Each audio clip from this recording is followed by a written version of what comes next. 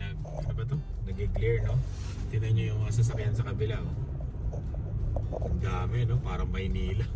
Wow.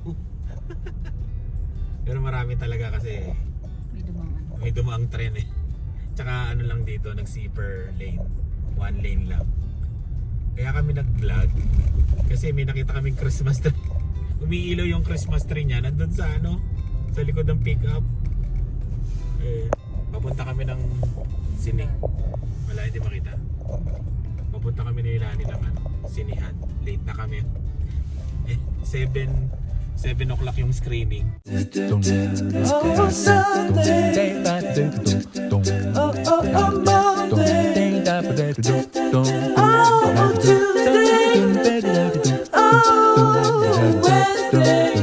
Wednesday.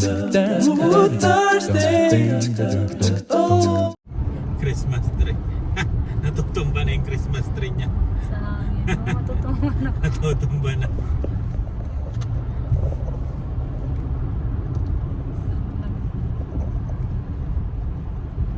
Natutumba na eh, no?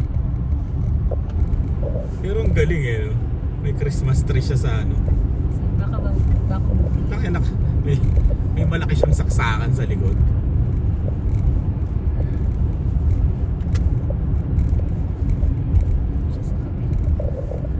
Ayan na. Pare-pares tayong late. Abutan kami ng tren. Dami na ng tao doon ah. puno nga. Buti nakabili na kami ng ano, ticket online. Sinasama namin yung mga dinosaur. Si Dylan, sabi ni Dylan, I don't like it. Gusto raw niya horror. Horror daw ang gusto niya. Pinakita ko kung ano ba yung panonood. Nay, Naasa rin, no? Pinakita nila what's yung that? Trailer.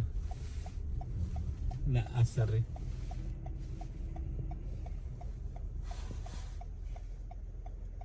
Maganda tong sinihan na to pero hindi pa kami nakakapasok. First time. Malayo to sa amin eh.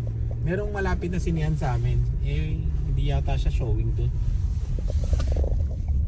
Ito na yung mga Pilipino. Punong-puno eh.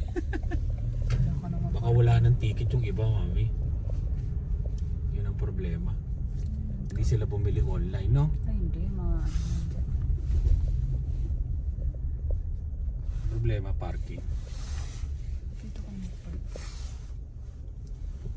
Ayun, hindi lumabas. Hindi. Magpa-park siya. Ha? Kapark pa siya? Yun. Dito na kami naka-parking sa dulo. Late na kami. Late. Malamig ah. Oh, naka-ready. Manipis lang yung suot ko. Yung kay ano, yung binigay nila Kuya Cesar.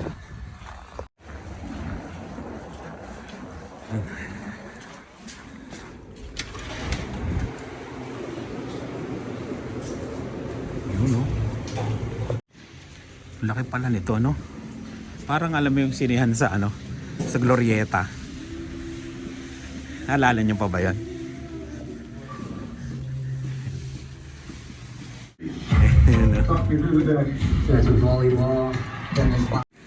Yun, tapos na. Mamaya natin sasabihin kung totoong buhay Canada. Po muna tayo saglit. Pinapainit ko yung sasakyan eh. Ito yung sinihan dito ah. Ganda rin, no? Ayan. Ano masasabi mo sa palabas? Ha? Ganda din. Maganda. Maganda.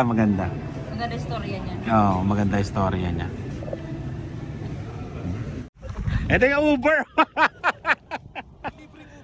Uber ha, libre ha. Oh, ayan o. Sabi nga. Ingat pre, ingat. Yun. Kaya naman pala ng jacket ni Kuya Cesar at saka Ate Tess yung ano eh, oh. Lamig ng Regina eh, oh. Makapal, maganda pala to eh. Original yung ano eh, AX. Yan. Yun. Mamaya ako sasabihin sa sasakyan. Marami kasi nag-message sa akin. Ayan, sa Carreño family na yun, panoorin daw at kung totoo daw ba yung mga sinasabi doon sa palabas. Kung buhay Canada ba talaga. Yan, mamaya sagutin natin. Yun ay madilim dito, hindi tayo masyado kita. Dami rin Pilipino yan. Shoutout sa ano. Sa mga nakita namin Pilipino yan. Puro Pilipino siya. May mga ano may mga ibang lahi Ayan, may mga ibang lahi na na nanood. Ano lang, inaano lang yung subtitle, no? May subtitle kasi may mga ano sa ilalim. Ayan. Yun. Lumipat kami ng pwesto. Ano masasabi natin? Yan, sa mga nagtatanong marami kasi nagme-message na yung mga papunta ng Canada, tapos yung mga nasa ibang bansa, lalo na yung mga nasa nasa Pilipinas. Napanood na ba nila sa Pilipinas? Parang Showing na ba sa Pilipinas? parang hindi pa ata. Kasi marami Ano pa lang yun parang ano nila. showing ba? Ayun. Siguro marami nagtatanong kasi na yung palabas na ba yun yung totoong buhay Canada ba? So umpisa nga grabe no? Parang vlog. Para ka nanonood ng vlog ng buhay Canada. Ganun yung niya, style niya. Sabi ko nga kanina kay Lani, parang vlog to. Di ba? Parang vlog yung style niya, no? Sabi ko nga hindi kaya yung director nanood ng mga buhay Canada vlogs. Hindi ko lang alam o yung mga writer. Kasi yung style niya, pero siyempre magaling naman sila, di ba? Magagaling talaga yung mga gumawa ng pelikula. Pero napansin ko, asa nagbablog ng limang taon na dito, wala tao. Asa nagbablog na 5 taon na nagbablog dito sa Buhay Canada. Napansin ko na parang nagbablog. Ibig sabihin parang realistic talaga, di ba? No? Realistic yung pagkagawa ng pelikula. Parang totoo talaga. Alam niyo yung nagbablog lang ng Buhay Canada, parang ganun yung yun ang pagkatingin ko. Tapos yung mga nangyayari naman, yung mga kwento, no? Totoo, no? Totoo na yun. Oo, yung totoo dun yung Ito, spoiler alert to Spoiler alert to sa mga hindi pa nakapanood. Matagal ko na rin sinasabi to na kailangan mong kainin yung pride mo pag pumunta ka dito. Kailangan mong tanggapin yung mga bagay na hindi mo ginagawa gagawin mo dito. Meron namang mga time na pagdating mo dito nakuha mo kagad yung gusto mo. May mga ganun talaga. Pero kadalasan talagang back to zero ka talaga. Ganun yung pinakita nila. Yun. Tapos yun, hindi ko na lang ikukwento yung lahat ng pelikula kasi baka sabihin ito si Mark kinuwento naman nito. Pero sa mga nagtatanong, almost 99.9 Yun ang nangyayari. oo, yun ang nangyayari. Alam niyo yung ito nangyayari din naman sa amin, yung may problema ka dito, naghihirap ka dito, tapos pati yung problema ng nasa Pilipinas, problema mo rin. Totoo yun. Kahit sa naman kahit sa Canada, kahit sa Europe, kahit sa Saudi, Dubai, di ba? Hong Kong, ganun talaga yung buhay ng mga Pilipino. Ayun. Tapos yun, yung meron ding mga pasaway sa trabaho, di ba? Yung mga talagang ganun. Kapwa Pilipino mo. Kapwa Pilipino mo ang mismo magda-down sa'yo. May mga ganun din. Kaya pag mag-abroad kayo, hindi na lang Canada, kailangan buo talaga ang loob nyo. Handa ka. Tapos yung mga problema, talagang darating sa inyo yan. Kaya nga lahat ng mga nakakausap ko, pagka kunyari gusto nila mag-Canada, kinakausap ko sila, nagtatanong sila. Sabi ko kailangan buo kayong dalawang mag-asawa o buo ang loob mo mag-isa. Kasi pagdating dito mag-aaway talaga kayo. Imposibleng hindi kayo mag-aaway. Baka nga magsisihan pa kayo Di ba? Kung bakit kayo nakarating dito sa Canada o sinong nagsimula ng magsumbatan kayo. Nangyayari talaga 'yon. Kaya 'yun. Maganda yung pelikula. Ngayon lang ako nanood ng ganyan, hindi ako natulog. Hindi ako natulog. Maganda. Kaya ayun. Tsaka nakukornihan ka naman talaga sa Tagalog. Oo, pagka sa Tagalog, di ba sasabihin mo, corny, ganon. Pero eto, maganda, no? Maganda, Realistic. realistic, buhay Canada talaga eh. Sabi ko nga eh, sabi ko dun sa ano, ayun, drive na tayo palabas. Sabi ko nga ano, nanonood kaya ng vlog yung director o yung mga scriptwriter? Kasi parang buhay Canada yung style niya eh. Nakakatawa kasi ang galing ng pagkagawa. Talagang nanonood ka ng buhay ng nandito sa Canada, parang ganun yung nangyayari. Kaya yun lang. Uwi na kami. Kaya sa mga nagtatanong yun, message nyo na lang ako.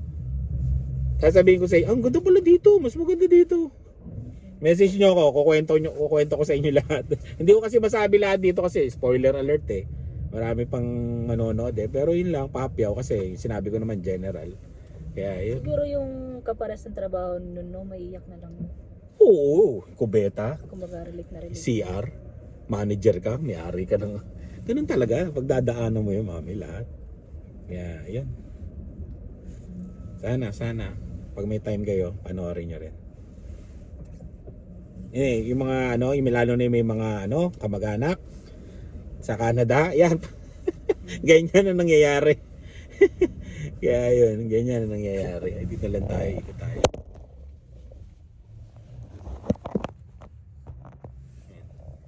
Mismong ganyan yung nangyayari. Hindi naman yung talagang parehas ng istorya, pero mga ganyan sa nangyayari sa mga Pilipino. Kaya yun. Saan ka dadaan? Dito, palabas pa ganun. May daan dun eh. Ayun. Uwi na kami at yun, mamaya na lang ulit. Grabe. Ito talagang malamig. Ito, medyo malamig. Tingnan natin kung anong minus.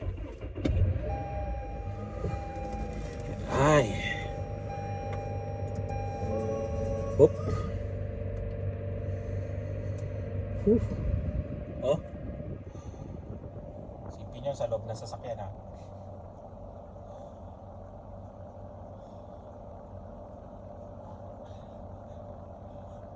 Minus 9 pero feels like to mga 16 to. Mga minus 16, minus 17 to. Ayos eh no? Thermometer. Pero feeling ko hindi lang minus 9 to. Ayun yung pag nagsettle na yung snow. Nag-snow, di ba? Yan na yun. Lalamig. Magi-snow pa mamaya. Yun, mapapanood nyo sa susunod na vlog. Yan. Kasi di ba nanood tayo kagabi nung sasabihin ko tuloy kay John Lloyd. Kay Alden, yan. Ayun, yun, maganda yung storya na yun. Tapos, sa pool yung mga buhay Canada na, mga nangyayari talaga.